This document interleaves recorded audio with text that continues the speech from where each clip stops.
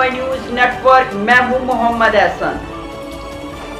खबर शामिल करते हैं खैरपुर टामीवाली से। हमारे सीनियर रिपोर्टर अख्तर खान आबासी की रिपोर्ट के मुताबिक खैरपुर टामीवाली के नादरा दफ्तर में खैरपुर टामीवाली के लोग बैठे हैं, जो कि आवाम को बहुत परेशान किया हुआ है। औरतें और ज़ईफ़ बीमार लोग लाइनों में खड़े होकर कई हादसात का शिकार हो चुके हैं।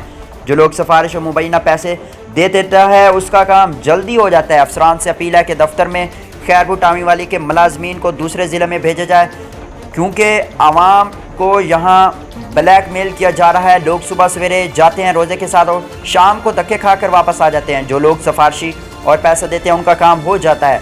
जो गरीब लोग हैं वो हफ्ता हफ्ता खाकर घर बैठ जाते हैं। बेफार्म का मसला हो या किसी का कोई शनाख्ती कार्ड एक्सपायर हो या किसी का कोई कार्ड बनवाना हो तो पैसे और सिफारिश के बगैर नहीं बनता। लिहाजा आला अफसरान से अपील है कि इन करप्ट लोगों से जान छुड़ाई जाए, इनको ज़िला बदर किया जाए ताकि आवाम सुकून का सांस ले सकें। शहरियों ने कहा कि हम बहुत ज़्यादा परेशान हैं, जल्द इस मसले का नोटिस लिया जाए।